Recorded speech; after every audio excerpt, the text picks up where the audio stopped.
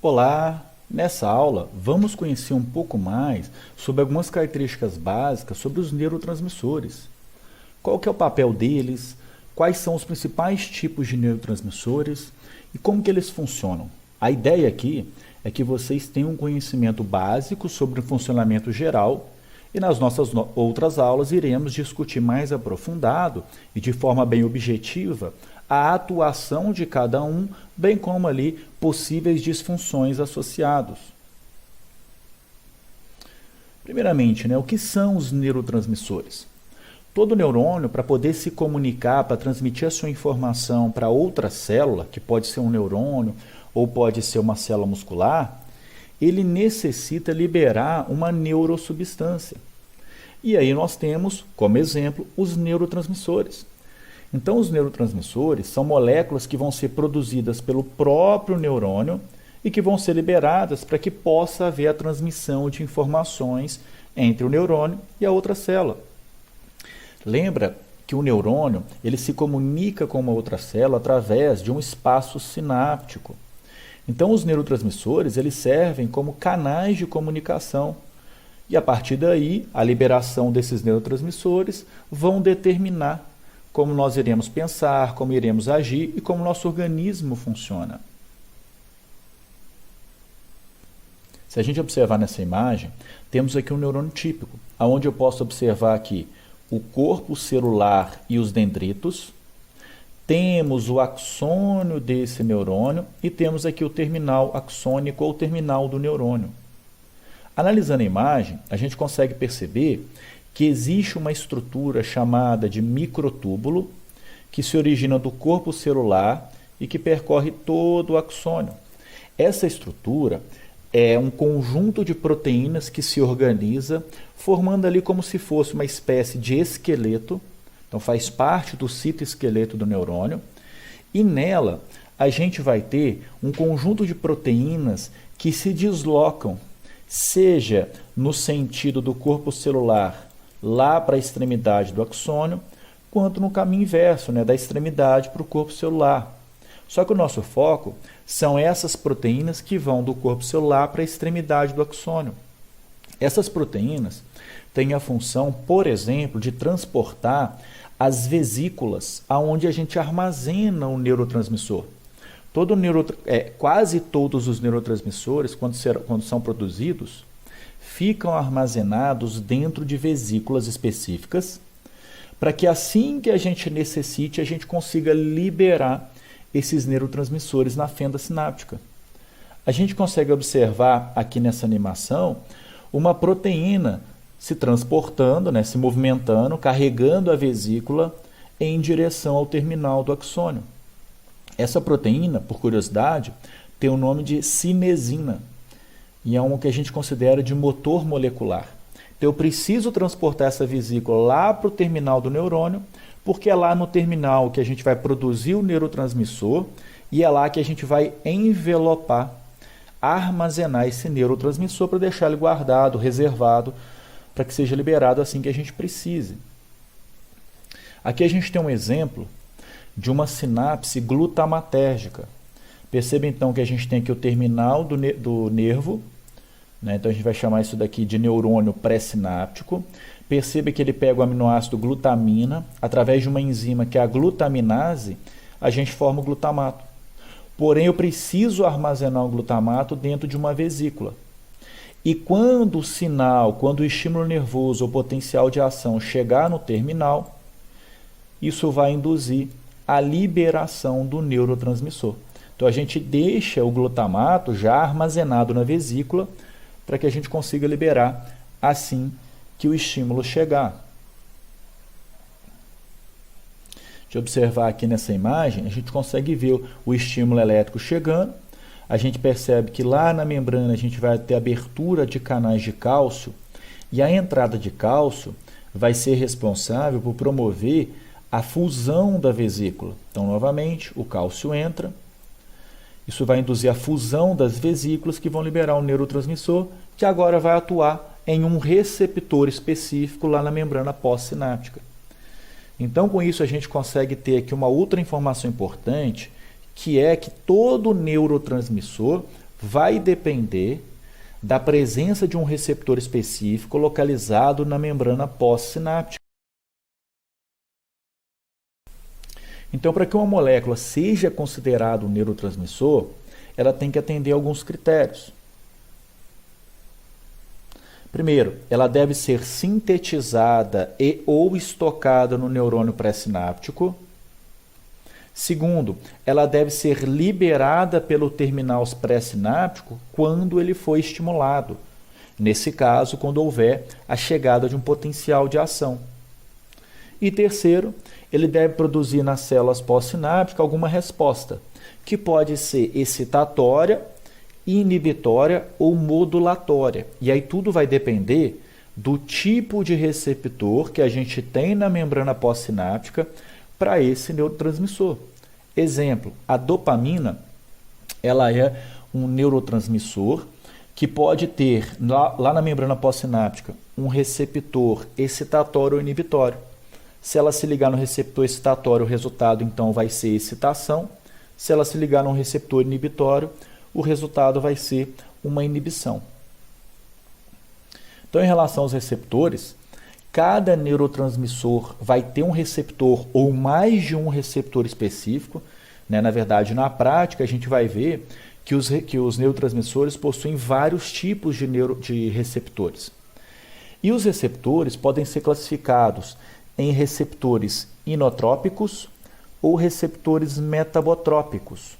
Os receptores inotrópicos, eles são receptores associados a canais iônicos.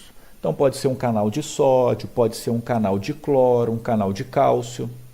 E os metabotrópicos, eles induzem sinalização intracelular através de mudança no metabolismo da célula, através da produção do que a gente chama de segundos mensageiros.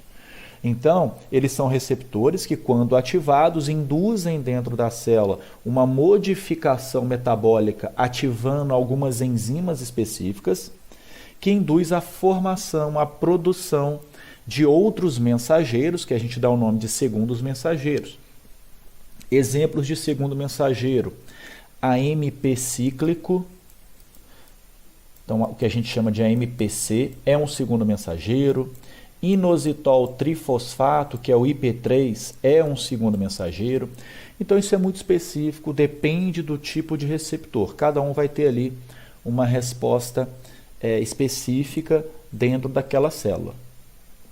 Então aqui uma característica que a gente vai ver é o seguinte: cada receptor ele é muito específico para um tipo de neurotransmissor. Então nesse exemplo, o receptor vermelho só reconhece o neurotransmissor vermelho.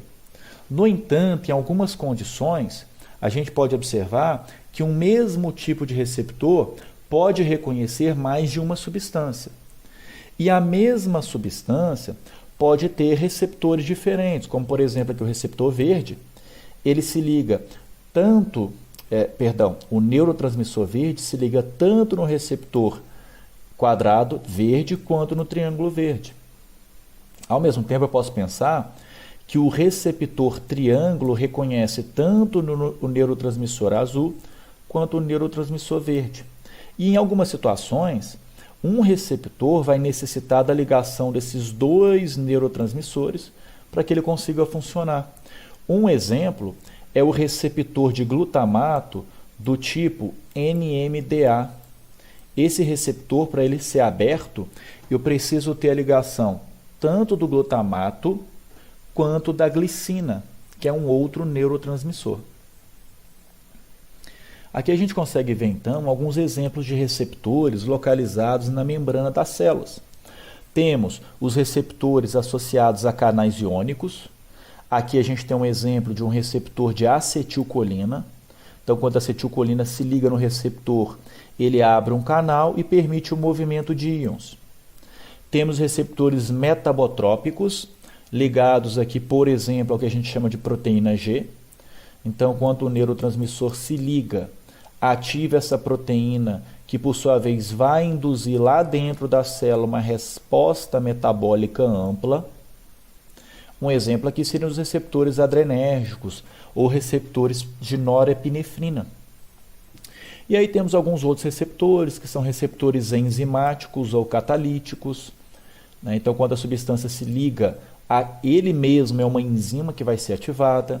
E temos ainda receptores intracelulares, que a gente pode exemplificar aqui para hormônios esteroidais, como testosterona, estrogênio, bem como também os hormônios da tireoide, T3, T4. Então, os receptores ficam localizados dentro da célula. O que acontece quando o neurotransmissor é liberado? A gente fala que o neurotransmissor pode sofrer 4 destinos. Ele pode se ligar a um receptor específico ativando o receptor. Ele pode sofrer difusão e fugir daquele espaço e espalhar para outras regiões, né? A gente não quer que isso aconteça. Ele pode ser recaptado pelo próprio neurônio ou por uma célula da glia. Então, a própria recaptação da célula da glia evita essa difusão do neurotransmissor. E ele também pode ser desativado por alguma enzima. Então, podemos ver aqui um exemplo do que acontece com o neurotransmissor. Então, primeiro, ele é liberado, e aí ele pode interagir com o seu receptor específico e gerar ali a ativação desse receptor. Ele pode sofrer difusão, ir para longe desse espaço, e aí ele pode chegar em outra sinapse. Ele também pode sofrer recaptação, então eu posso pegar ele de volta para o terminal do neurônio, ou eu posso recaptar ele para uma célula da glia. Exemplo, os astrócitos e as micróglias, elas costumam fazer essa recaptação de excesso de neurotransmissor. Em outra situação, o neurotransmissor pode também sofrer a ação de uma enzima que vai degradar esse neurotransmissor. Um exemplo é a acetilcolina, que quando ela é liberada, antes dela ser recaptada, ela primeiro é degradada pela ação da enzima acetilcolinesterase, formando colina mais acetato. A colina é recaptada e o acetato vai embora para ser metabolizado. Em relação às classes dos neurotransmissores, a gente pode dividir eles em classe 1, onde a gente vai ter como exemplo aqui a acetilcolina, em aminas biogênicas, onde temos a dopamina, norepinefrina, epinefrina, serotonina e histamina. Alguns autores consideram a acetilcolina também como uma amina biogênica. Temos os aminoácidos, onde a gente vai incluir o glutamato, o ácido gama-aminobutírico, que é o GABA, e a glicina. Além disso, temos a classe das purinas, onde a gente vai ter o ATP, mas também podemos incluir a adenosina. E além disso, temos outras classes que vão incluir outros neurotransmissores, por exemplo, como é o caso da feniletilamina. Então, essas aqui são as principais classes de organização dos neurotransmissores e iremos falar de praticamente todos eles. Em relação aos componentes, à composição química, a maioria deles são aminoácidos, como glutamato, GABA, glicina, por exemplo, ou são aminas derivadas de aminoácidos, e aí temos as aminas biogênicas. Exemplo, a serotonina, ela origina do aminoácido triptofano. A dopamina, norepinefrina e epinefrina se originam do aminoácido tirosina ou até mesmo do aminoácido fenilalanina. E temos ainda peptídeos construídos com aminoácidos, como é o caso da acetilcolina. Então a gente começa a ver que todo neurotransmissor é uma estrutura que vai ter na sua origem aminoácidos. Então, hoje em dia, alguns pesquisadores têm tentado estudar e avaliar o efeito da suplementação de determinados aminoácidos na regulação da formação e da distribuição dos neurotransmissores ao longo do sistema nervoso. Em relação aos aminoácidos, a gente sabe da existência de 20 aminoácidos comuns, onde a gente vai ter a alanina, a arginina, aspartato, asparagina, cisteína, fenilalanina, glicina, glutamato, glutamina, histidina, isoleucina, leucina, lisina, metionina, prolina, serina, tirosina, treonina, triptofano e valina. Esses que estão em vermelhos são considerados aminoácidos essenciais, porque a gente não consegue produzir eles. Então a gente necessita da ingestão diária desses aminoácidos para poder fazer o fornecimento. Então a gente começa a ver como que a alimentação pode ter um impacto na produção dos neurotransmissores a partir do momento que a gente fornece ou não esses aminoácidos essenciais.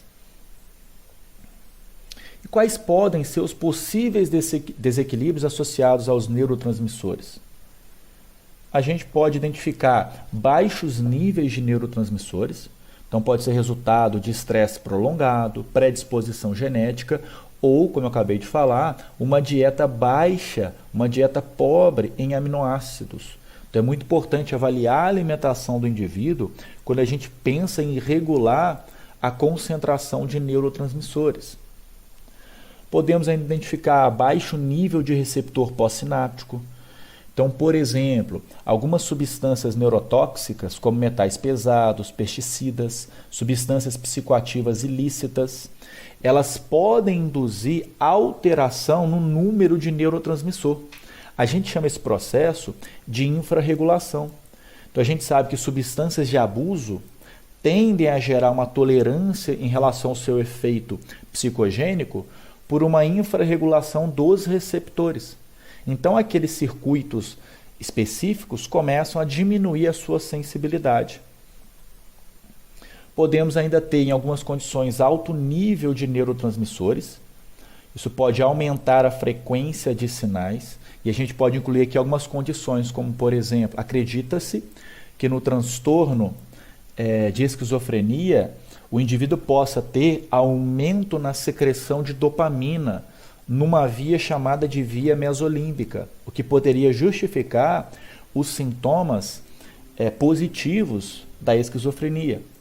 Um outro exemplo poderia estar associado à secreção excessiva de glutamato em indivíduos que apresentam epilepsia, ou até mesmo indivíduos que apresentam transtornos de ansiedade. Então, tem alguns trabalhos demonstrando um nível aumentado desses neurotransmissores.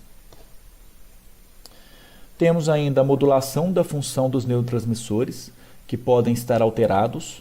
Então, temos alguns neuromoduladores, como, por exemplo, neuropeptídeos, que se diferem dos neurotransmissores, porque os neuropeptídeos são moléculas maiores e são moléculas que, quando elas atuam, elas têm um efeito mais prolongado.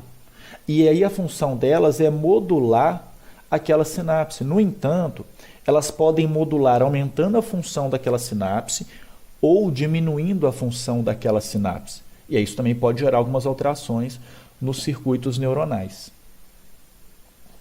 E por fim, também podemos apresentar redes em desequilíbrios. Muitos neurotransmissores vão trabalhar juntos, de forma sinérgica ou modulatória. Exemplo, GABA e glutamato, exemplo clássico. Então a gente pode observar a alteração na concentração deles, principalmente tendendo a ter um aumento na concentração de glutamato e uma redução do GABA. Trabalhos mostram que em condições fisiológicas, quando eu aumento a síntese de glutamato ou eu aumento a concentração de glutamato, eu vou ter uma tendência de converter grande parte do glutamato em GABA, que eles têm a mesma origem, né? O GABA deriva do glutamato. Pegando aqui como exemplo sinérgico, eu tenho o próprio glutamato e a glicina. A glicina e o glutamato, eu preciso dos dois para abrir o canal NMDA. Então, um desequilíbrio nessa dinâmica também pode resultar em alterações funcionais. E a gente tem observado nos últimos tempos maiores publicações nas áreas de saúde mental tentando entender a alteração dos circuitos de neurotransmissores nas desordens psicológicas. Com isso, finalizamos essa nossa aula. Bons estudos e até a próxima aula.